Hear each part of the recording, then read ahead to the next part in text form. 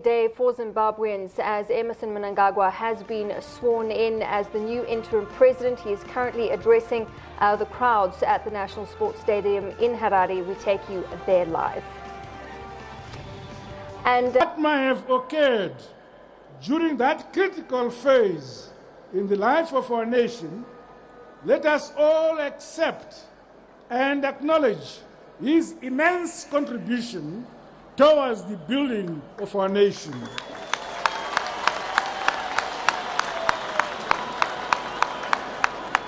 To me personally, he remains a father, mentor, comrade in arms, and my leader. We thus say thank you to him and a trust that our history will grant him his proper place and accord him his deserved stature as one of the founding fathers and leaders of our nation.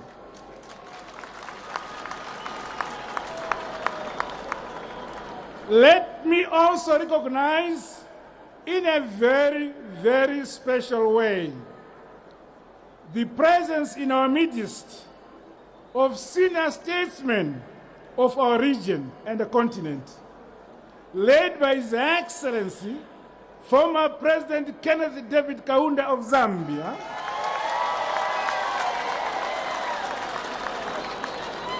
he remains the only living member of the foundational frontline states grouping, which is synonymous with the decolonization process in our region.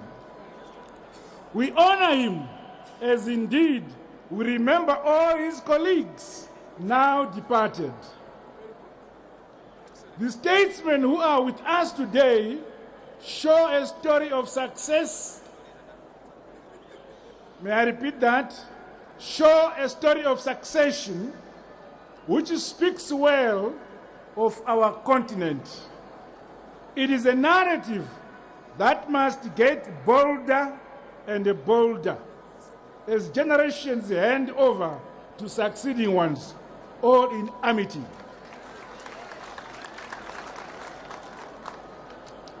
In acknowledging the honor you have bestowed upon me, I recognize that the urgent tasks that beckon will not be accomplished through speeches.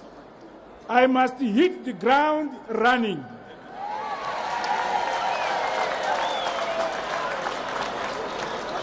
We all need to summon and unleash in consent towards taking this great nation beyond where our immediate past president left it. For close to 2 decades, this country went through many developments. Whilst we cannot change the past, there is a lot we can do in the present and the future to give our nation a different, positive direction. As we do so, we should never remain hostages of our past. I thus humbly appeal to all of us that we let bygones be bygones, readily embracing each other in defining a new destiny of our beloved Zimbabwe. The task at hand is that of rebuilding our great country. It principally lies with none but ourselves to do so. I implore you all to declare that never again should the circumstances that have put Zimbabwe in an unfavorable position be allowed to recur or overshadow its prospects. We must work together, you, me, all of us who make up this nation. Ours is a great country endowed with rich resources and abounding in many opportunities for everyone who considers Zimbabwe as a home. Whilst I am aware that emotions and expectations might be high and mixed, I have no doubt that over time we will appreciate the solid foundation laid by my predecessor against all manner of vicissitudes towards building an educated, enlightened, skilled, and forgiving society. This is a formidable head start we draw from our past, a plinth upon which to build developments in the present and to erect hopes for the future. Fellow countrymen Zimbabweans, as we chart our way forward, we must accept that our challenges as a nation emanate in part from the manner in which we have managed our politics, both nationally and internationally. However, given our historical realities, we wish the rest of the world to understand and appreciate that the policies and programs related to land reform were inevitable. Whilst there is a lot we may need to do by way of outcomes, the principle of repossessing our land cannot be challenged or reversed. The dispossession of our ancestral lands was the fundamental reason for waging the liberation struggle. It would be a betrayal of the brave men and women who sacrificed their lives if we were to reverse the gains we have made in reclaiming our land.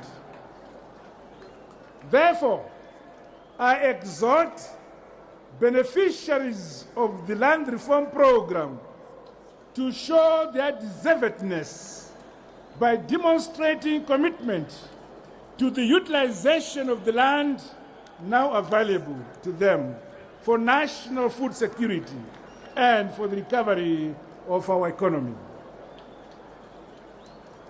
They must take advantage of programs that my government shall continue to avail to ensure that all land is utilized optimally.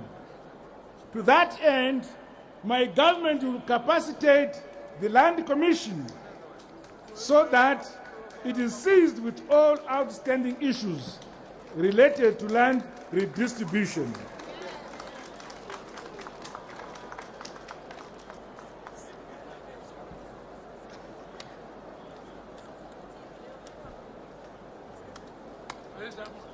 My government is committed to compensating those farmers from whom land was taken in terms of our laws of the land.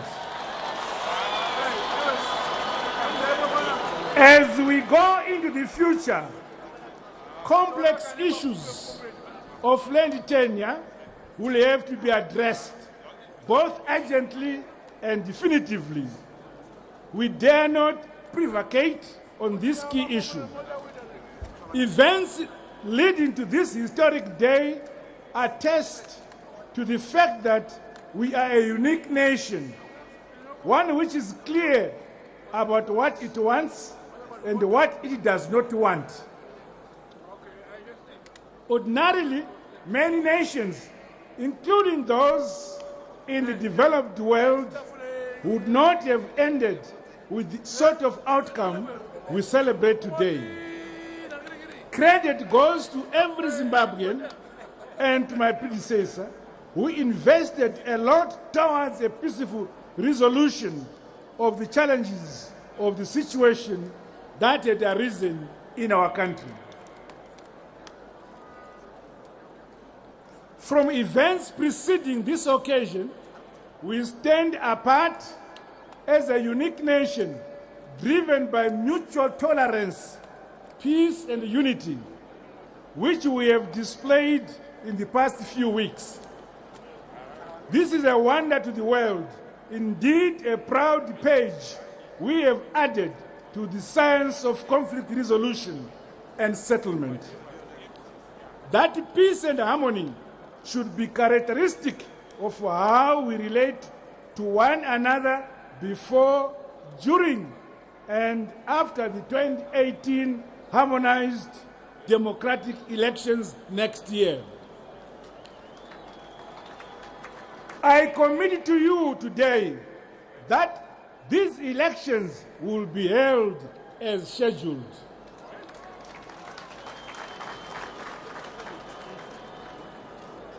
Today, however, the Republic of Zimbabwe renews itself.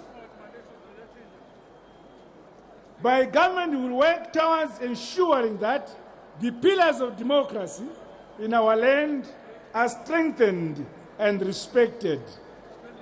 We fully reaffirm our membership of the family of nations and express our commitment to playing our part in all regional, continental, and international organizations and arrangements in order to make our modest contribution towards a prosperous and a peaceful world order. We subscribe and affirm the principle where all nations of the world are equal and sovereign partners working towards the maintenance of world peace as collectively cherished under the United Nations Charter. Here at home, we must, however, appreciate the fact that over the years, our domestic politics had become poisoned and rancorous and polarizing. My goal is to persuade and preside over a polity and run an administration that recognizes strength in our diversity as a people, hoping that this position, a well-meant stance, will be reciprocated and radiated to cover all our groups, organizations, and communities. We dare not squander the moment. Whatever we do or choose not to do must be intended to benefit all our people.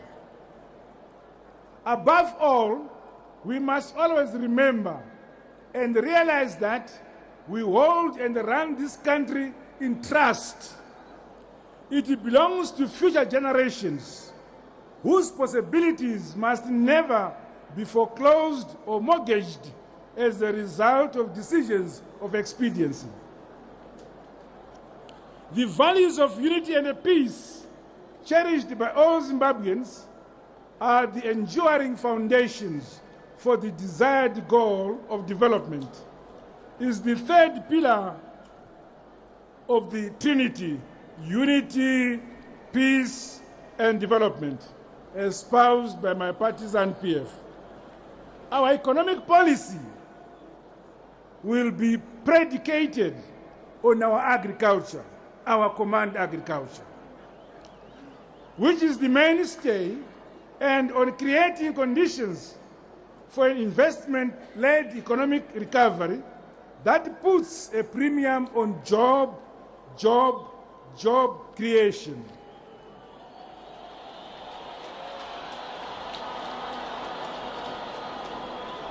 Key choices will have to be made to attract foreign direct investment, to tackle high levels of unemployment while transforming our economy.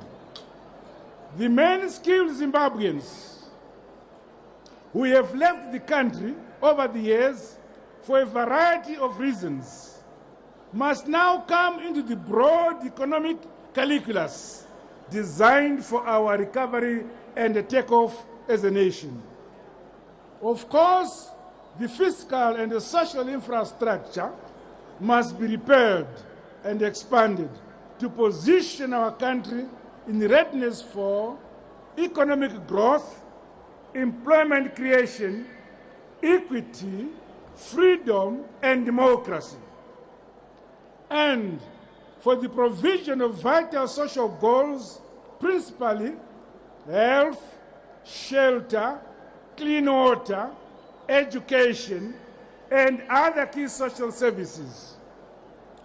Our quest for economic development must be premised on our timeless goal to establish and sustain a just and equitable society, firmly based on our historical, cultural, and social experience, as well as on our aspirations for better lives for all our people. Our system of economic organization and management will incorporate elements of the market economy in which enterprise is allowed, encouraged, and protected. The fabulous natural resources we have as a country must now be exploited for the national good. We welcome mutually gainful partnerships with international investors whose presence in our midst must be valued and secured. The bottom line is an economy which is back on its feet.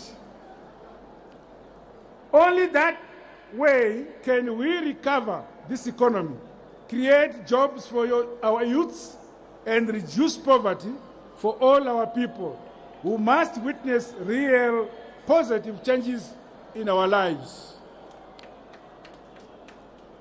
In the immediate, the liquidity challenges which have bedeviled the economy must be tackled head-on, with real solutions being generated as a matter of urgency. People must be able to access their earnings and their savings as and when they need them.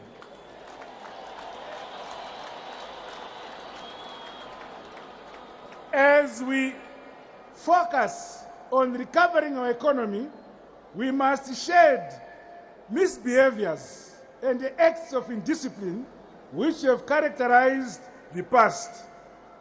Acts of corruption must stop.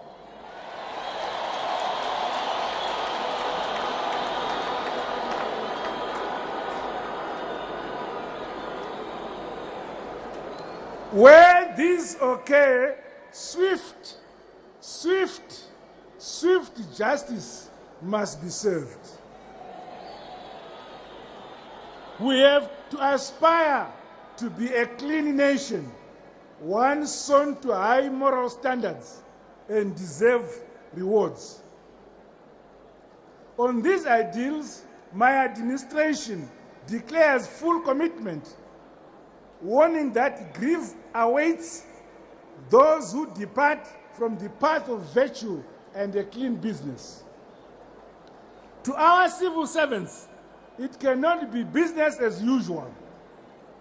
You now have to roll up your sleeves in readiness to deliver. We have an economy to recover, a people to save. Each and every one of us must now end their hour, their day, their week, and their month at work.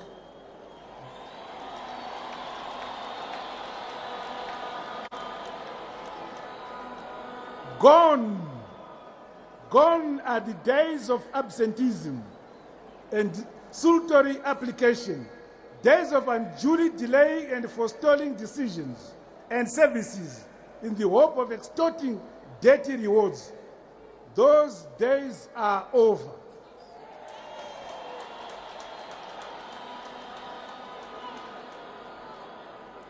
A new culture must now inform and animate our daily conduct.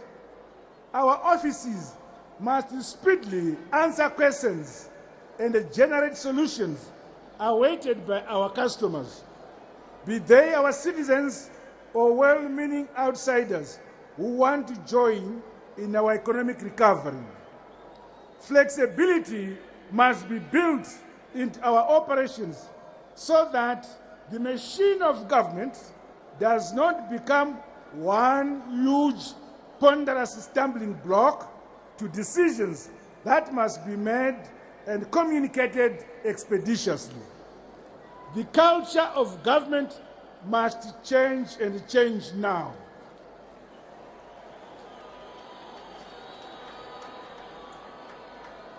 Recognizing the pivotal role that exports play in generating much-needed foreign currency, government will ensure relaxation of export procedures, whilst vigorously ensuring the reduction of all costs associated with the conduct of international trade. The establishment of special economic zones will be accelerated in order to attract investment and increase exports. The maintenance of economic stability and confidence amongst the transacting public, the local business community, and foreign investors remains key to our reform agenda. My government will ensure financial sector viability and stability. We will put in place measures that encourage saving through bank deposits and other appropriate financial instruments, which bring fair rewards to depositors. The current banking culture, where costs are levied on depositors, must come to an end.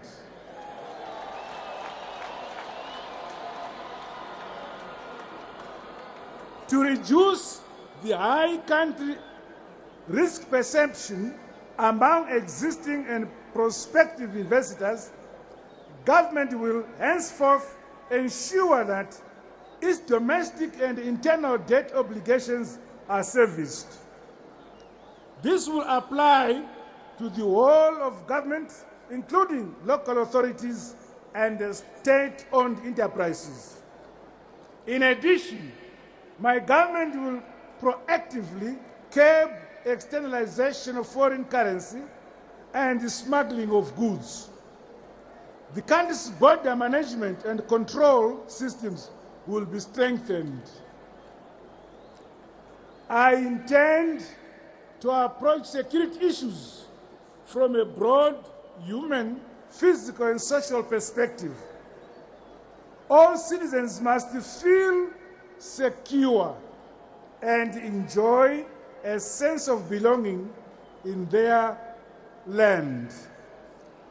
All activities that the national security institutions aim to achieve must be focused on overall human security, to include, among others, security from disease, hunger, unemployment, illiteracy, and extreme poverty. We must pay equal attention to all these areas, enhancing the capabilities of our security services so that they are able to deal decisively with all threats. Today, the Republic of Zimbabwe enters the second phase of its birth. We emerge to fully affirm our belonging to the family of nations. We harbor no ill or belligerent intentions against any other nation. The Southern African Development Community, SADC, is our home. We founded it from its beginning, and we recommit ourselves to furthering its vision and ideals. As we journey outward from our SADC house, we fully realize that we belong in the bigger house and family, the African Union. Once we were not free at the birth of the OAU, which championed the total liberation of the entire African continent from colonialism, we were creators of sterling efforts of the OAU through its Liberation Committee. The African Union itself, the sequel to the OAU, is our natural home and a collective resource as Africans. Zimbabwe pledges its untrammeled membership and declares here and now that it will play its role fully to make a success of the AU. An important subset of the AU is the COMESA Economic Group of Nations. There, we are committed to contributing meaningfully to the realization of the AU Agenda 2063. Zimbabwe's journey since independence has provided us with many lessons, some pleasant, others not so pleasant. In particular, some bigger nations have attempted to make us bend to their dictates. We have, however, successfully maintained good relations with the preponderant majority of the family of nations. I stand here today to say that our country is ready and willing for a steady re-engagement with all the nations of the world.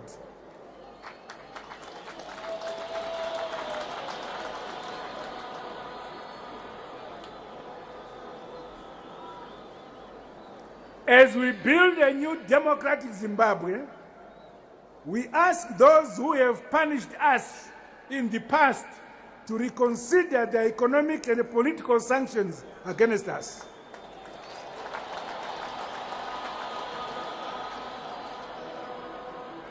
Whatever misunderstandings may have subsisted in the past, let this make way for a new beginning. In this global world, no nation is, can, or need be an island. Isolation has never been splendid or viable. Solidarity and partnerships are and will always be the way. We are ready to embrace each and all on the principles of mutual respect and common humanity. We will take definite steps to re-engage those nations who have had issues with us in the past. Equally, we will take measures to ensure that we acknowledge and show commitment towards settling our debts. But of course, our resources remain sparse, especially at this stage when we face a myriad of pressures. But we count on the goodwill of those we owe to give us a chance. We remain committed to honoring the dates and to entering into new relationships. I wish to be clear. All foreign investments will be safe in Zimbabwe.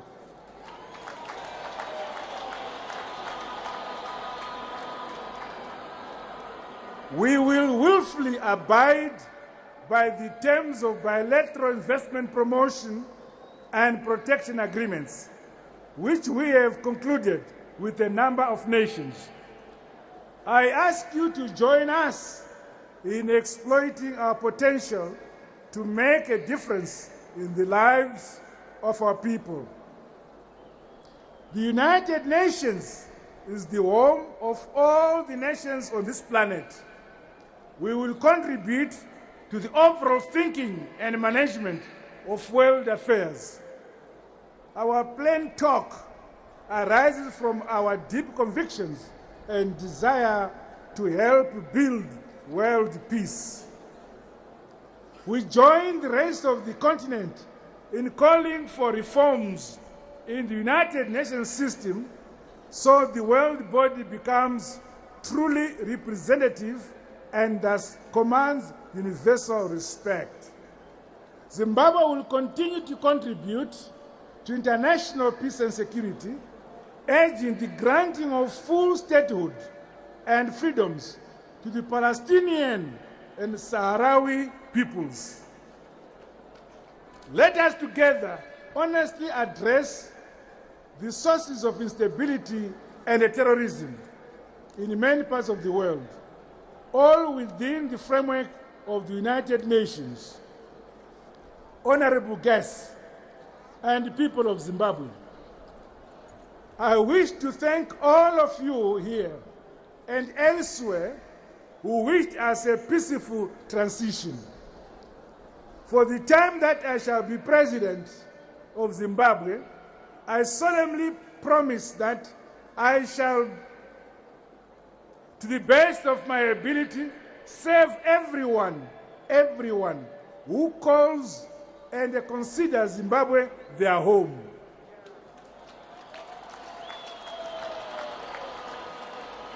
I encourage all of us to remain peaceful, even as preparations for political contestations for next year's harmonized, free and fair elections gather momentum. The voice of the people is the voice of God.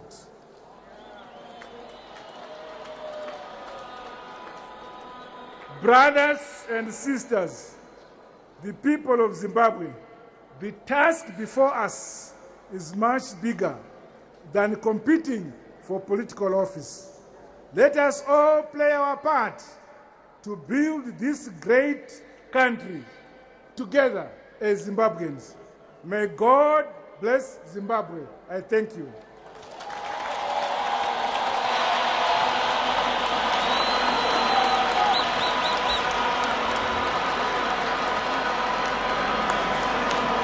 A big round of applause for the address by the President.